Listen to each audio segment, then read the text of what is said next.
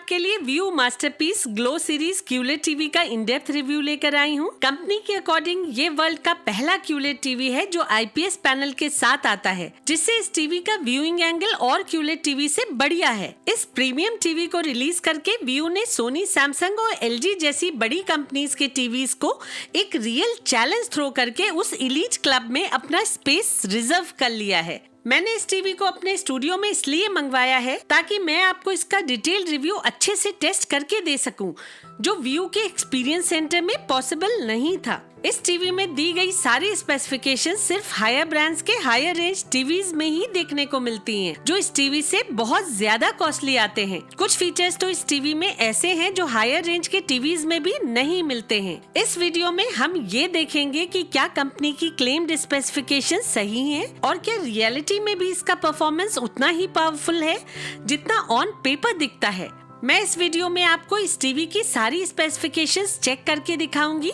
और Samsung culotte full अरे TV के अलावा इसे सोनी के हायर रेंज टीवी से भी कंपेयर करके दिखाऊंगी। आप में से बहुत सारे लोगों ने इस कंपैरिजन की डिमांड की थी, लेकिन जब तक मैंने इस टीवी की पिक्चर क्वालिटी नहीं देखी थी, मैं इस कंपैरिजन को अनजस्टिफाइड समझ रही थी, क्योंकि इन हायर ब्रांड्स के टीवी से ये टीवी बहुत कम प्राइस में अवेलेबल है। ये टीवी 55, 65, 75 और 85 इंचेस में अवेलेबल है। टीवी की परचेज लिंक्स आपको वीडियो के नीचे डिस्क्रिप्शन बॉक्स में मिल जाएंगी। और अगर आप इस चैनल पे नए हैं और आपको ये वीडियो पसंद आती है तो इस चैनल को सब्सक्राइब करके वीडियो को लाइक और शेयर जरूर करिएगा। So hi friends, welcome back to my YouTube channel Techybees. चलिए इस 55 inches view masterpiece glow series के क्यूलेट टीवी की सबसे पहले अनबॉक्सिंग कर लेते हैं। ये टीवी इस तरह के बॉक्स में सिक्योरली पैक होकर आप तक आता है। 55 इंचेस टीवी का बॉक्स भी काफी हैवी है।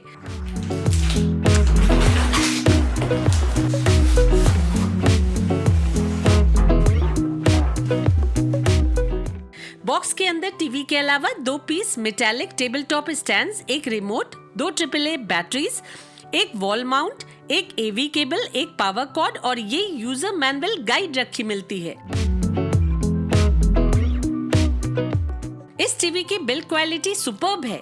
3 तरफ से टीवी बेजललेस है, जिसमें सिर्फ मेटल फ्रेम दिया गया है और नीचे की साइड में एक स्लिम मेटालिक बेजल है, जिसके सेंटर में व्यू की ब्रांडिंग दी गई है। इस टीवी की साइड प्रोफाइल भी बहुत ही स्लिम है। Table top stand scalene triangle design में आते हैं, जिन पे टीवी के बेजल और फ्रेम की ही तरह अरमानी गोल्ड फिनिश दी गई है। बेजल और स्टैंड्स के दोनों पीसेस को एल्यूमिनियम एलॉय से क्राफ्ट करके उस पे अरमानी गोल्ड की पॉलिशिंग दी गई है। टीवी का स्टैंड बहुत ही यूनिकली डिजाइन किया गया है, जो इस टीवी के लुक को इनहैंस करता है। टीवी के कंस्ट्रक्शन में वही एल्यूमिनियम एलॉय का यूज किया गया है जिसे लग्जरी कार्स और स्मार्ट वॉचेस की क्राफ्टिंग में यूज किया जाता है। पीछे की तरफ हाई ग्रेड एबीएस प्लास्टिक का यूज किया गया है, जिसपे चेकरबोर्ड टेक्सचर दिया गया है। टीवी के बैक साइड में एक डेडिकेटेड सबवूफर है। ओवरऑल ये टीवी एक रिच प्रीमियम लुक के साथ आता है, जिसके कंस्ट्रक्शन में हाई क्वालिटी मटेरियल यूज किया गया है। टीवी का रिमोट स्लीक होने के साथ साथ बहुत ही प्रीमियम है। उसे भी एल्यूमिनियम एलॉय से ही कंस्ट्रक्ट किया गया है और इसका बैटरी कंपार्टमेंट वैसे ही एक बटन को प्रेस करने से खुलता है, जैसे रिवॉल्वर में मैगजीन लोड की जाती है। इसका ये फीचर मुझे बहुत पसंद आया। रिमोट में IR और ब्लूटूथ दोनों फंक्शनैलिटीज दी गई हैं। इसमें आपको नेटफ्लिक्स, प्राइम वीडियो, यूट्यूब और गूगल प्ले के डायरेक्ट बटन्स के अलावा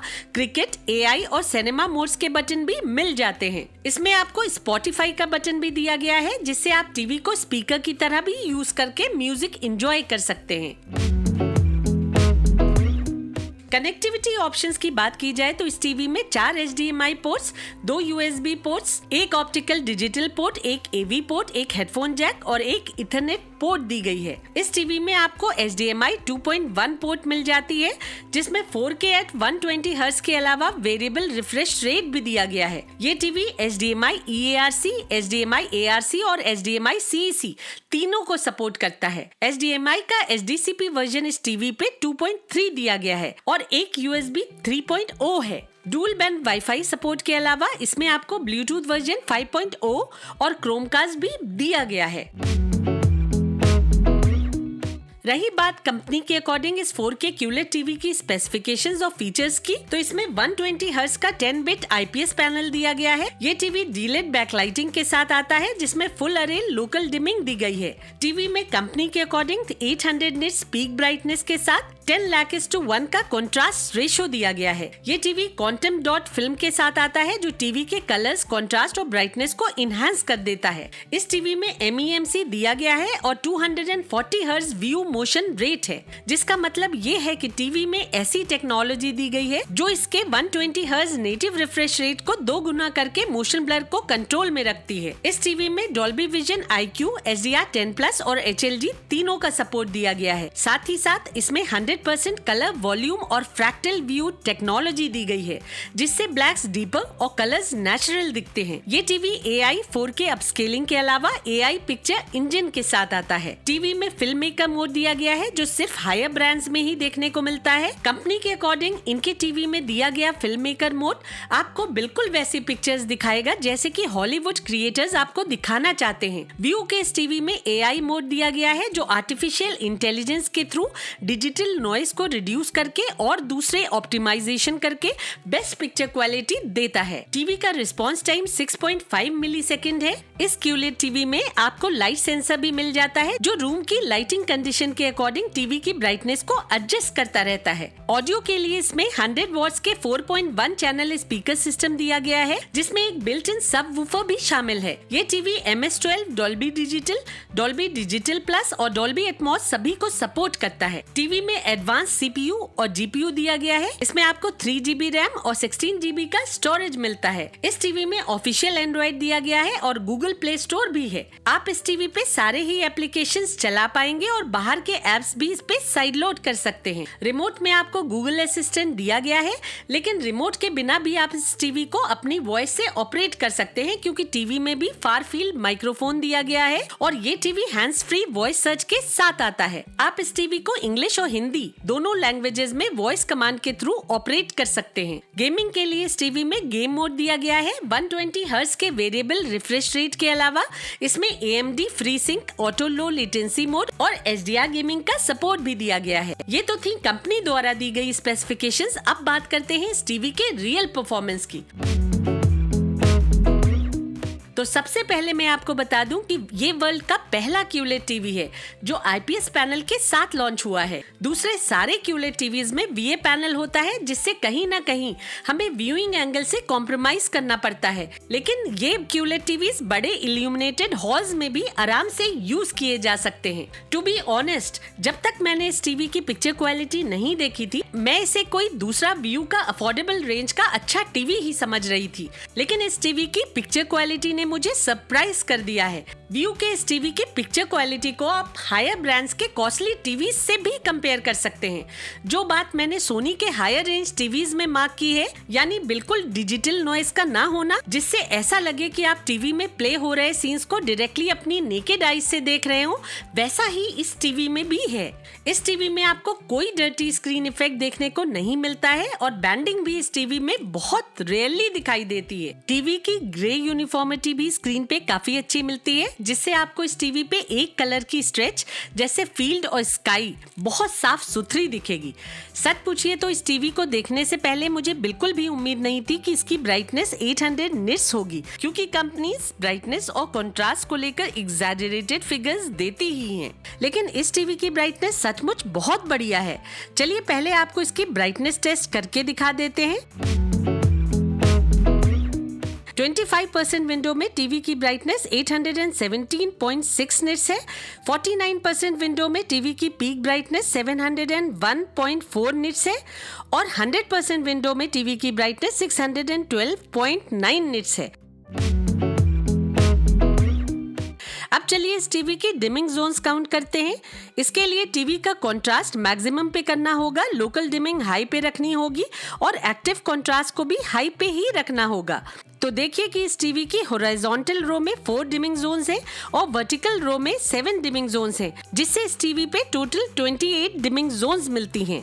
डिमिंग जोन्स का साइज काफी बड़ा है और डिमिंग टेस्ट के टाइम स्क्रीन पे ब्लूमिंग भी दिखती है, लेकिन कंटेंट्स देखते समय कोई ब्लूमिंग नहीं दिखाई देती है और ना ही इस टीवी में ब्लैक क्रश की प्रॉब्लम आती है। डार्क पोर्शंस की हाइलाइट्स की डिटेल्स को भी आप इस टीवी पे अच्छे से देख पाएंगे। कंपनी के 10:1 के कंट्रास्ट रेशो को तो मैं जस्टिफाई नहीं कर पाऊंगी, क्योंकि आईपीएस पैनल में इतना ज्यादा कंट्रास्ट रेशो अचीव करना मेरे हिसाब से पॉसिबल नहीं है। लेकिन मैं ये जरूर कह सकती हूँ कि एक नॉर्मल आईपीएस पैनल टीवी के मुकाबले इस टीवी का कंट्रास्ट रेशो काफी अच्छा है, क्योंकि इसमें क्वांटम डॉट फिल्म दी गई है जो कंट्रास्ट को इनहेंस कर देती है। इसके अलावा इसमें फुल अरे लोकल डिमिंग दी गई है जो कंट्रास्ट रेशो को सीन के रिक्वायरमेंट के हिसाब से बूस्ट कर देती है।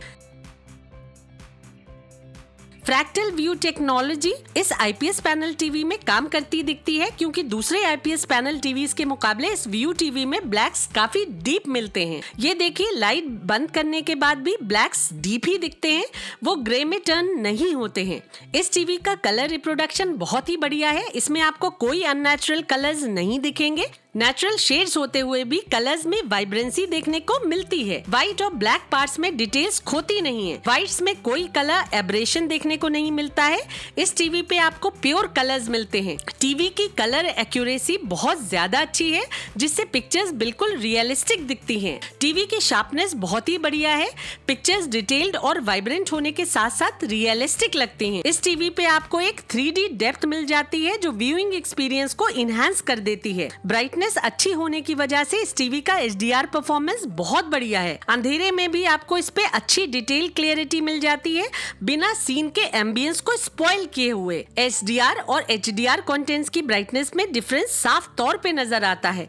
जुरासिक वर्ल्ड के सीन में आप गौर से देखिए, कपड़े के टेक्सचर से लेकर रोड पे पड़ा हुआ एक एक पत्थर क्लियरिटी के साथ डिस्प्ले हो रहा है। वॉल पे स्क्रैचेस भी क्लियरली दिखाई दे रही हैं, जैसे कि आप रियल लाइफ में उन्हें देख रहे हो। लिपस्टिक के डिफरेंट शेड्स को भी आप इस टीवी पे डिफरेंशिएट कर सकते हैं। इसमें जो फिल्म मेकर मोड दिया गया है उसे सोनी X90J में नेटफ्लिक्स कैलिब्रेटेड मोड का नाम दिया गया है। इस मोड को टीवी में देने का इंटेंशन ये होता है कि आप हॉलीवुड मूवीज को उसी सेटिंग्स पे देख पाए जिस कलर कंट्रास्ट, शार्पनेस और ब्राइटनेस इंटेंसिटी में उस फिल्म को बनाने वाला आपको दिखाना चाहता है। आप खुद देख सकते हैं कि इस मोड में पिक्चर में वही सेटिंग्स अप्लाई हो जाती हैं जो आपको थिएटर्स में मिलती हैं उस फिल्म को देखते समय। बहुत सारे क्यूलेट टीवीज में आपको क्यूलेट के नाम पे अननेचुरल और सैचुरेटेड कलर्स दे दिए जाते हैं, जो रियल लाइफ इमेजेस के कलर रिप्रोडक्शन को कॉन्ट्रडिक्ट करते हैं। जो क्यूलेट टीवी आपको सही कलर्स नहीं दिखा सकता है, वो मेरे हिसाब से बेकार है। पिक्चर्स तभी अपील करती हैं जब उनके कलर्स रियल लाइफ से ही इंस्पायर्ड हो, लेकिन उनमें वाइब्रेंसी हो। 120 हर्ट्ज रिफ्रेश रेट होने की वजह से आपको इस टीवी पे स्मूथ फ्रेम ट्रांजिशन मिल जाता है। टीवी में कोई विजिबल मोशन ब्लर नहीं दिखता है। सिर्फ यूट्यूब की कंप्रेस्ड वीडियो के फास्ट एक्शन सीन्स में ही आपको ब्लर नजर आएगा, क्योंकि वो वीडियोस प्योर फॉर्मेट में नहीं होती हैं। फॉर एग्जाम्पल, अगर एवेंजर्स के सेम एक्शन सीन्स आप YouTube और डिज्नी प्लस पे चलाएंगे तो YouTube में आपको ब्लर दिखेगा, लेकिन डिज्नी हॉटस्टार पे वो सीन्स बिल्कुल स्मूथली प्ले होंगे। इस टीवी पे दिए गए क्रिकेट मोड को बहुत ज्यादा इफेक्टिव तो नहीं कहा जा सकता है, लेकिन वो काम जरूर करता दिखता है। क्रिकेट मोड पे सेटिंग्स को डालकर आप उस छोटी सी बॉल पे कुछ हद तक नजर रख सकते हैं, क्योंकि एक्स्ट्रा फ्रेम्स इंसर्ट करके ये टीवी मोशन ब्लर को रिड्यूस करता है। HD चैनल्स इस टीवी पे बहुत बढ़िया दिखते हैं। सारी डिटेल्स क्लैरिटी के साथ नजर आती हैं और इन पिक्चर्स की अच्छी कलर वाइब्रेंसी पिक्चर्स को अट्रैक्टिव बनाती है।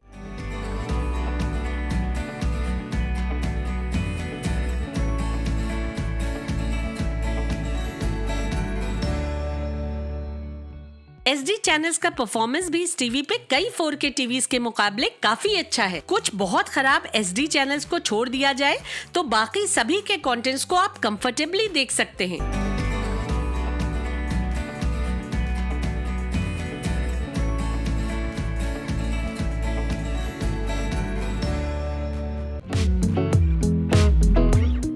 पिक्चर अपस्केलिंग की बात की जाए तो क्यूलेट टीवीज में खास तौर पे मैंने एक बात नोटिस की है कि वो ओटीटी कंटेंट्स को तो अपस्केल करते हैं, लेकिन यूएसबी के थ्रू 720p कंटेंट को अच्छे से अपस्केल नहीं कर पाते हैं। पिक्चर अपस्केलिंग इस टीवी की बहुत ही बढ़िया है।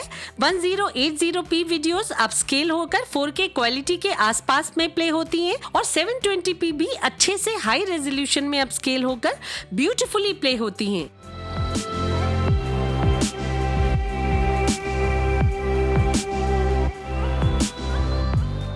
ये 4K और 4K HDR uncompressed video samples मैं 1 TB हार्ड ड्राइव के थ्रू प्ले कर रही हूँ। आप देख सकते हैं कि ये टीवी बहुत ही स्मूथली इन हैवी फाइल्स को भी हैंडल कर रहा है, जो मोस्टली टीवीज नहीं प्ले कर पाते हैं।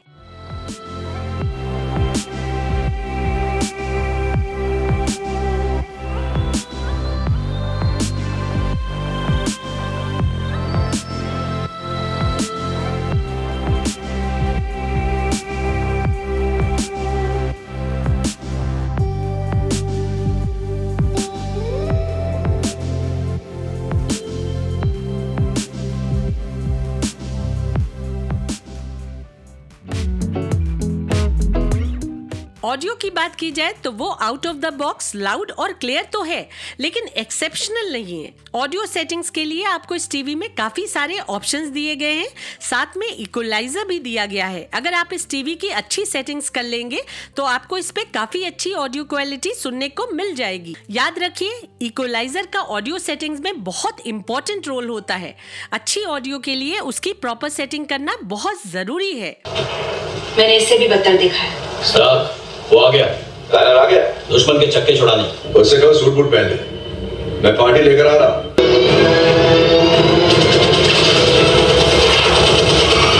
ये लो, रखो ये चाबी, शुगर प्लम को देना। और तुम कहाँ जा रही हो? हम सभी को प्यार मोहब्बत से रहना चाहिए। इश्क में सच्चाई है तो मेरा सच ये है कि दुनिया का कोई श्राप या जादू मुझे तुमसे जुदा नहीं कर सकता। उसको बोल मार्केट से इज्जत खरीद के माथे पे चिपका दे। तो भी मालिक बदलने का है। इसके बातों ने मेरा दिल जीत लिया। मैं भी चला, तेरे पास तो अकल भी नहीं है। तो क्या 4 पुलिस वालों के डर से छोड़ के जाएंगे तुम लोग? अपने पास एक रास्ता है।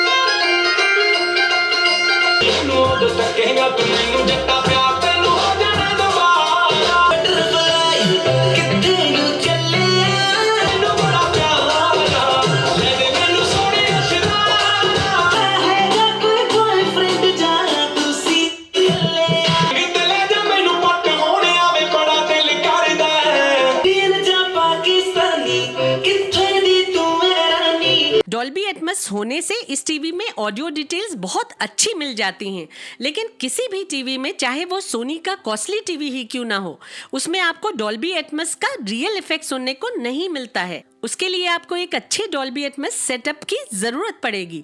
मैंने अभी हाल में ही सोनी के एक डॉल्बी एटमॉस साउंड बार का रिव्यू किया है, आप चाहें तो उसे देख सकते हैं। उसकी लिंक भी आपको डिस्क्रिप्शन बॉक्स में मिल जाएगी। ये परफॉर्मेंस अब आप इस साउंड बार के थ्रू सुन रहे हैं। Why we crashed here? Another reason is standing right next to you. Why doesn't that scare you? Because he's changed. That's not good enough. How come you don't believe me? It is about me protecting you. He's protecting me. याद है ना सालों, कोई गाली मत देना। हाथ धो के पीछे पड़ गया मेरे।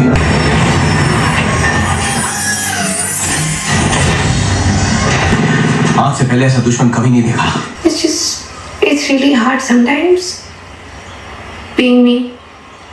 मतलब अनामिका, आनंद, मैं भी कहूँ। सेटिंग्स में आपको सबवूफर को ऑन ऑफ करने का ऑप्शन भी मिल जाता है और बेस को कम ज्यादा करने का ऑप्शन भी दिया गया है। इस टीवी में आपको नाइट ऑडियो का ऑप्शन भी मिल जाता है, जिससे कम वॉल्यूम पे भी आप डायलॉग्स अच्छे से सुन सकते हैं।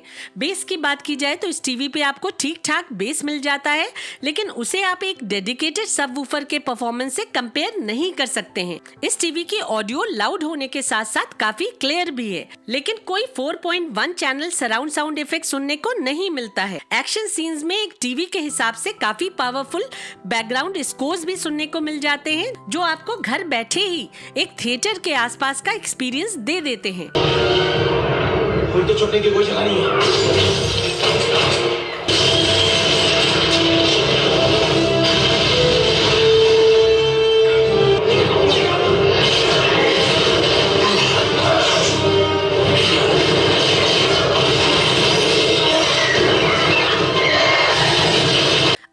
इस टीवी को वॉल माउंट करेंगे तो आपको सेटिंग्स में एक ऑडियो एनहांसमेंट की सेटिंग भी मिल जाएगी, जिससे ऑडियो बूस्ट हो जाएगी। क्योंकि इसका सबवूफर पीछे की ओर लोकेटेड है तो वॉल माउंट करने के बाद आपको उसका और बेटर एक्सपीरियंस मिल जाएगा। क्रोमकास्ट इस टीवी पे बहुत स्मूथली फंक्शन करता है, इसमें मुझे कोई लैग नजर नहीं आया।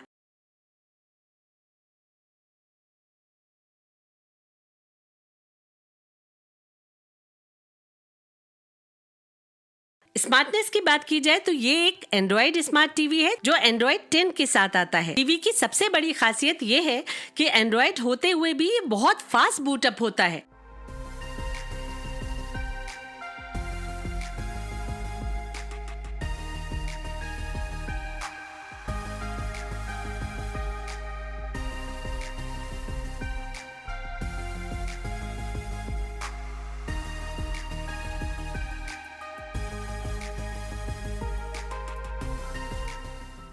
इसका प्रोसेसर काफी पावरफुल है और 3G रैम भी अच्छे से काम करती दिखती है। इस पे आप सारे ही एप्लीकेशंस एक के बाद एक स्विच ओवर करते हुए भी स्मूथली बिना किसी लैग के चला सकते हैं। सब बहुत फास्ट ओपन होता है। इसकी UI बहुत स्मूथ है। रिमोट में दिए गए गूगल असिस्टेंट से तो आप इस टीवी को वॉइस कमांड देकर ऑपरेट कर ही सकते हैं, लेकिन इस टीवी को आप बिना रिमोट के भी डायरेक्टली वॉइस कमांड के थ्रू भी ऑपरेट कर सकते हैं। वॉइस कमांड फीचर इस टीवी पे बहुत ही रिस्पॉन्सिव है।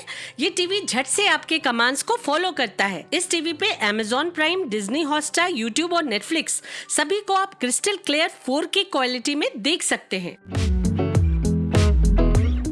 गेमिंग की बात की जाए तो स्पाइडरमैन गेम खेलते समय सब कुछ बहुत स्मूथ और इंजॉयबल लगा, लेकिन क्योंकि स्पाइडरमैन एक 60 फ्रेम पर सेकंड वाला गेम है इसलिए मैं इस पे VRR नहीं चेक कर पाई, लेकिन आगे कोशिश करूंगी कि उसे भी टेस्ट करके आपको बताऊं। हाई ब्राइटनेस होने की वजह से HDR गेमिंग इस पे काफी अच्छी लगती है। ग्राफिक्स इस टीवी पे बहुत अच्छे मिलते हैं, लेकिन PS5 कनेक्ट करने पे ऑटो गेम मोड नहीं मिलता है। मुझे सेटिंग्स में जाकर उसे इनेबल करना पड़ा, जो थोड़ा डिसअपॉइंटिंग है।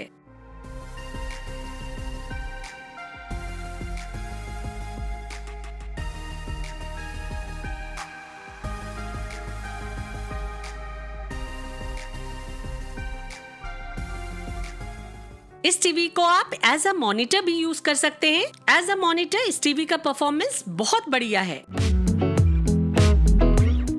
हाइसेंस QLED टीवी U6G इस समय बजट कैटेगरी का टॉप मोस्ट टीवी है, जिसका परफॉर्मेंस सुपर्ब है।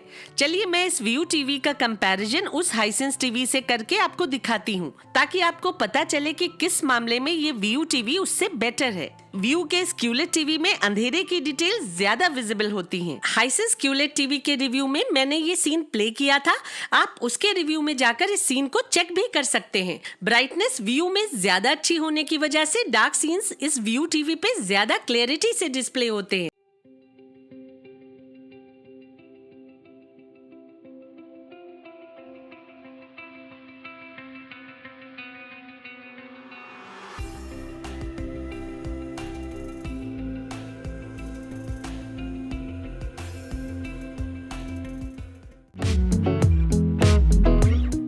सैमसंग द फ्रेम एक हायर ब्रांड का बढ़िया एंट्री लेवल टीवी है। नॉर्मल कंटेंट्स देखते समय दोनों टीवीज में ज्यादा डिफरेंस पता नहीं चलता है, लेकिन ये व्यू मास्टरपीस टीवी कुछ फ्रंट्स पे उसे बीट कर देता है। एक तो इसमें IPS पैनल दिया गया है, जिसकी वजह से व्यू टीवी का viewing angle Samsung the frame से ज्यादा अच्छा है।